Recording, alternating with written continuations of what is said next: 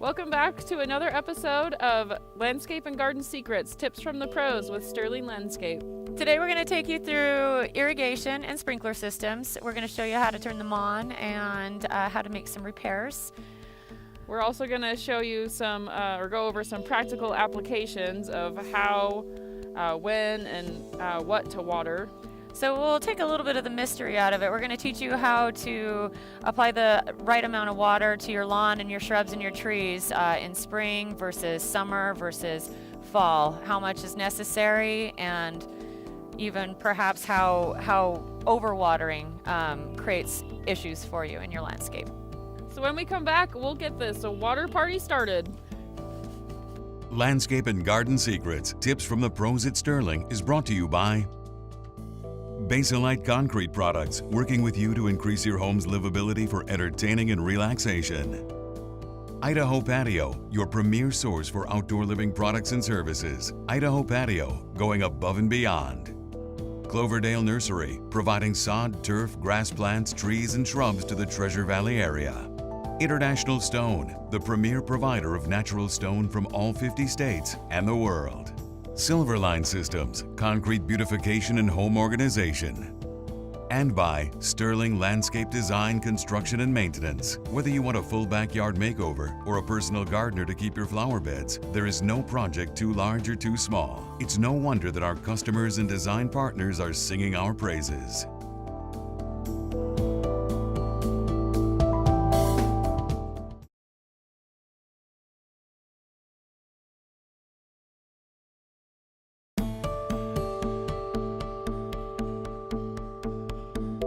While the girls are finishing up their project, we're here this morning with Dan from Sterling to talk about one of the most important things of the spring, and that's getting your city water-fed irrigation system turned on, backflow devices checked, and all the things that go along with that. So Dan, why don't you give us kind of the basic checklist and rundown of how we get that accomplished? Okay, well right behind you, you can see we have a typical RP device. It's a backflow device. And beneath that we have the city water meter, which you really don't want to touch that. That is actually connected to the house as well as the irrigation system. And then beneath this device, we have the irrigation turn on. There's a turn on valve and also a drain valve, which will be opening that as well, which will feed your backflow device and allow water into your irrigation system. So Dan, we see the backflow valve and device right here. Why is that so important, and why is it actually codified into every homeowner's agreement and everybody's home that they have here in town? You've got to have one of these. Yes, when it's connected to the city water, yes, it is a device that will actually prevent anything flowing back from what's on the property and through the pipes into the city water. So what are some of the things that could contaminate the water that would get back into the city water system? Well, things such as fertilizers, pesticides, because as the heads, they are an opening, so if you have pesticides, water that can flow back down in through the head and into the pipes and back out through the system. Well, Dan, one thing that always confuses me is the positions of the valves and how everything's set up. Why is this set up like it is right now, and what has to be done down the road to get this thing fired up? All right, Larry, good question. You can see all these valves here. This is at a 45. We have some test cocks here that are also at a 45 angle. And the reason for that is there's water that would be trapped. If I had this valve perpendicular, like this, water would be trapped inside that ball, and there's possibility of these brass valves cracking and breaking. So by opening it up like that, it is releasing the water, so you won't have the freeze damage. Same thing with that valve and that valve. This is a typical finished product as for winterization. So when we winterize it, this valve would be shut here. The water is coming up this direction, and we have a plug right here that we would open up, attach our compressor to it, and then blow the water out to the system. So when that's complete, then we could open up these valves here, and this last one here, when you open it up, it will release the water from this backflow device out through and drain this pipe as well as this pipe, so there won't be any freezing over the winter. So Dan, in the advent that there is some freezing that happens and some water does freeze up inside, what exactly happens to this apparatus? Well, you can see this device is made out of brass, which is a softer metal, so more likely this galvanized won't split and crack, but the brass valve, if there's any water trapped. Way up in here then, that's where you're going to see. Usually it's going to be right here in these two valves. Okay. That's typically where it's soft in the water. You'll have a crack, and then when you open up the spring, you'll see water shooting all over. That's when you'll have to take it apart, replace the parts, and then anytime you work on a backflow like that, you will have to have it retested. You know, if it's in the springtime, summer, or even the fall. If we do have damaged, cracking problems with this, is this an expensive piece to replace? If you replace the whole device, it would be fairly substantial, but you know, the individual valves itself, we wouldn't have to replace the whole thing. If just this valve broke, then we can just replace that one part. All right, joining us now is Brian Long. He's the irrigation expert at Sterling Landscape. We're going to get into the nuts and bolts of how this actually works, how you get your system turned on. So I'm going to turn it over to Dan and Brian, and they're going to walk you through this. Okay, Brian, let's get down and show them what the first thing you would do to this backflow. So basically the first thing I do when I come up to a backflow is you got all these test cocks on it, and they're at a 45-degree angle for the wintertime from the draining of it. So what I want to do is just take my screwdriver, and we want to take and put these test cocks and shut them off from a 45 to a horizontal position. And then I want to go ahead and make sure everything's okay. We got one more here. Sometimes they're a little tight.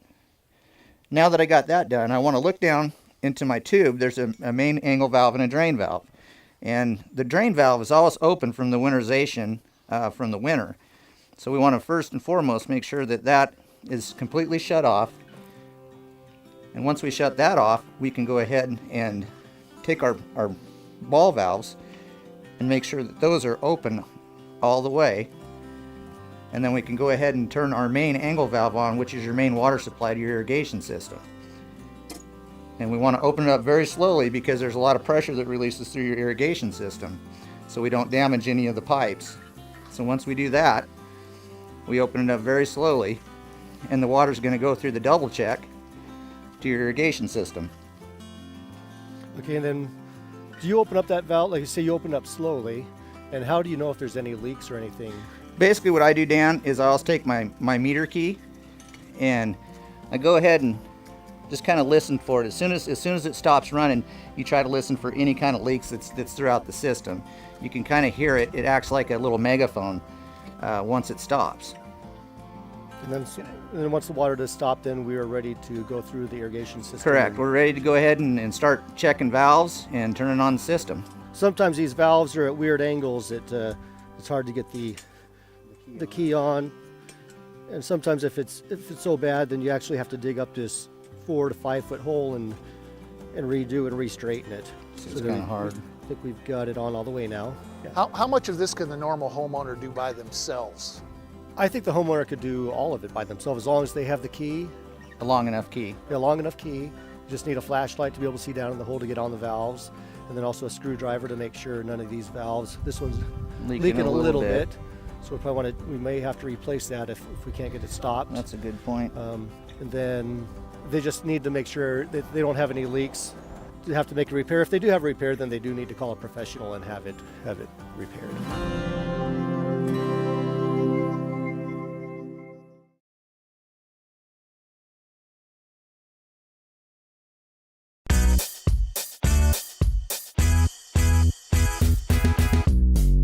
Well, there's the basics on the turn on for a domestic oriented water system for your yard. But now it's time for what, Dan? Where do we go next? Well, now that we have the system turned on, now we're going to go into the controller, which is in the garage in this house, and then we're going to check each station individually and make sure there aren't any leaks, that the heads are operating properly, that if they're a rotor head, they're spraying as they're supposed to spray from the edge of the sidewalk out. Any clogged nozzles, replace that. If there's heads that are leaning over that need to be straightened. So we'll just kind of check each station individually and just make sure that we don't have any problems, because this is the time to be doing that now. You don't want to wait until the summertime. Right. And all of a sudden you've got spots here and there and you find out, well, this was broken, or there was a clogged nozzle. So this is the best time to be doing that service. All right, let's go see how to make sure your lawn's sprinkled properly. All right, now we're inside the garage at Control Box Central. And Dan's going to walk us through the procedure to make sure everything's set up for perfect sprinkling. Dan? Most people, just so you know, on the irrigation system, this is the part that they're really freaked out about the most, is the timer. And they really feel uncomfortable setting it, which most of the timers that you find, they're real similar. They have days, they have watering start times, they have the calendar, you know, the date. You want to make sure that's correct, the days that you want to water. So it's, you just kind of go clockwise around and make sure everything is working properly. So what I'm going to do here first though is change the time of the calendar. Look at my handy dandy clock. It's 10:56 a.m. So I push the button here. Put that to 10. Push this advance here. Put that till it's 57, and then it'll go to the date. It says it's January 13th, which is obviously incorrect. So April, push that button, 16th. So now 2014, we are correct. So the date and the time are correct. So that way, when you're watering, and you set your days to water, if you want to water like on a Tuesday, Thursday, Friday, you know it's going to water it on that date, since you do have it specified as being on Wednesday, you know, the correct date and the time. So the next thing I'd want to do is head over to the program start times and make sure we have program A showing it's coming on at 1 a.m. I also check program B, and you notice there's another time here for 7:15 p.m. So it's telling me there's two different start times. So I need to check to make sure, okay, is it pop-up, rotor head, maybe they have a drip system that needs additional watering, maybe a flower program. I go to program C and now there's a 3:15 p.m. So I really need to go through and check. Write down here all the numbers 1 through 16. That's telling me each specific station. So if I go to back to program A, I go through each station to make sure, see how much time is on it on each station, and it's showing that I have time on 13, and then there's nothing on 14. And I will verify, open up the box in here, it shows all the little features in the back, which you really don't want to be messing with. So I'm just checking, make sure there's a wire up through 13 and nothing beyond that, so there is no zone shut off that will not be receiving no irrigation time. So that for program A. I'll go now to program B and check as well to see, okay, why do I have a start time for program B? And it's telling me station number 5 has 10 minutes. Station number 7 is 20 minutes. And that looks like that's all there is. So I'll look back on the top. This says front Rainbird East and sprinklers east grass by the gate. So on the east side of their property, they're telling me that they need some additional watering for some purpose, which we'll need to figure out why. And then program C, I want to see why there's time on that. Again, it looks like station number 3 on that one has time. Station number 9. And again, west side and sprinklers around the pond. So now that I know which stations are watering additionally, I'm going to go to the specific days, but go back to program A. And right now we're probably set on our fall watering schedule, and it tells me which days we're on, since that's the last time we had the irrigation controller that was being used was in the fall. Let's see, make sure program B, because sometimes the other programs don't have any start times. Usually in the summertime when it's hot, that's when they will give supplemental water. And right now it's showing me that program B does not have any days watering. Okay, and program C does have water. So what I'm going to do at this point, we're just going to go ahead and start doing an inspection of the irrigation system.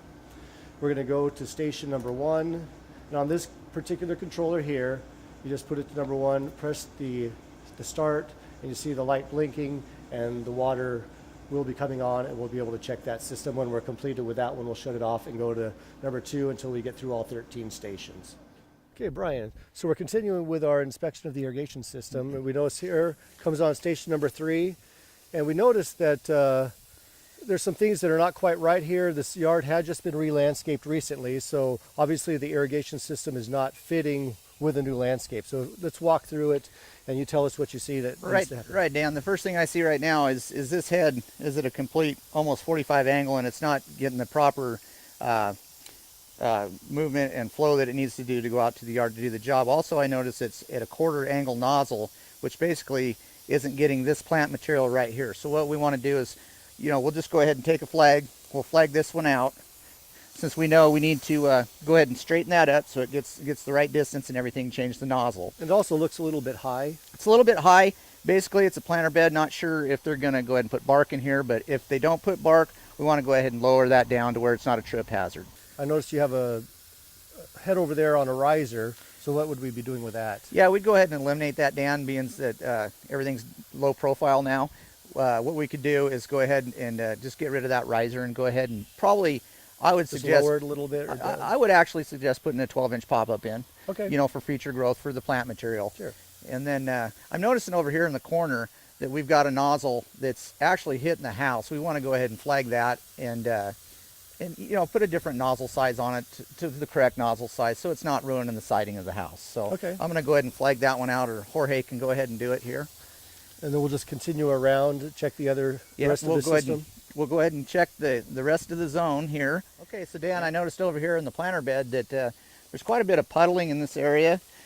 And as I'm walking around, they have a drip system up here on their porch and patio cover for their potted plants. But down here we got just a little bit of a cut in the drip system here, so we want to go ahead and flag that and make that repair.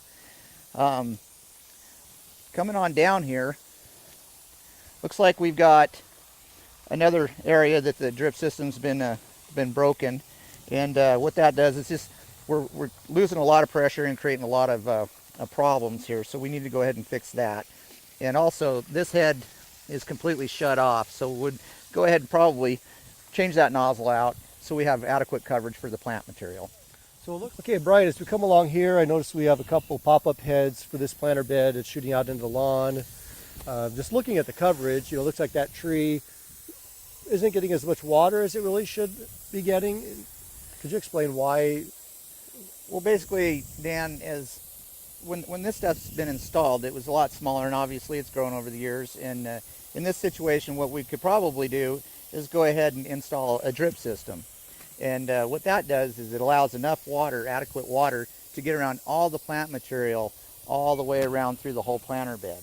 And basically, it's going to get every plant that's in here. And that would give it even watering, where right now this bush is obviously getting a lot more than the ones that are inside. Even coverage. And Okay. and what happens, Dan, is it's going to go ahead and drown the plant out. And this plant is eventually going to die, and will have to be replaced in the future. Okay, so Brian, I think we've touched upon every aspect of turning on a system, from the water source, the irrigation, the backflow, to the controller, to how it operates, how to set it up, to going through each station, checking heads and how to properly adjust them, and so it's set for watering for the summertime. The only thing that we would be doing at this point on for our program is just coming by once a month, checking the system out again for the proper coverage, and setting water times throughout the year. Does that sound? That sounds pretty good, Dan. And just another thing that I like to do for the homeowners and all the people that we go ahead and take care of is I like to have the clock off 2 days prior to mowing. That way that you know, it's not too wet when they go ahead and mow. So that's just a nice little tip that I like to give to all our customers. All right, well, thank you, Brian and Jorge, and we're going to send it back now to Misty and Eva. So we want to go a little more into depth about drip lines for your beds. The reason it's a great idea is because you can focus the exact amount of water that you need per plant. So the tree is going to need something different than this spirea. So what ends up happening is you run a line all the way through. And so for the spirea, you may decide that it needs 2 to 3 gallons of water per hour. And what will happen is these are always on a different zone, or typically they should be on a different zone. And so you're able to run them independently of the lawn. The lawn is usually running from 10 to 20. These you can run on a drip system for an hour, and you know that you're getting enough water to percolate all the way down through the soil profile and deliver it to a deeper root system. And that's why drip is good. So a good thing to keep in mind, especially when you're running drip, is as your plants grow, you'll have to modify your drip, and it's super easy to just add another emitter, and that'll give you more water in gallons per hour, you know, to keep your shrubs healthy as they get bigger also.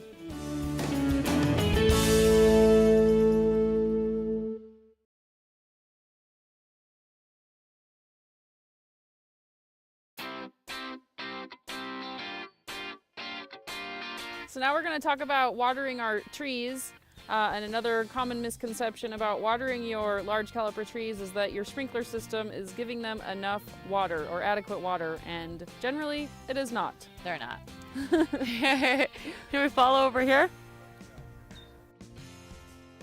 So I want to tell you how to make sure that your large caliper trees or even your small caliper trees, when they're inside the lawn irrigation zone, they're only still getting that 4 to 6 from your sprinkler system. So what I want to tell you to do is once a week for about an hour or two, depending on the caliper of your tree, something planted last year, the year before, even the year before that, you're going to be able to bring your garden hose out, put it on a trickle, and leave it there. Set your timer for an hour, hour and a half, and do that, once a week in the springtime. And when it gets hot out there, in the summer, go ahead and up that to twice a week. The bigger your tree, the more you're going to need to do that, the more water it's going to take up. So Yeah, just remember that your tree roots go a lot deeper into the soil profile than your grass, so you need to make sure that water is getting down where the tree roots are. We're going to take a break, and when we come back, question of the week.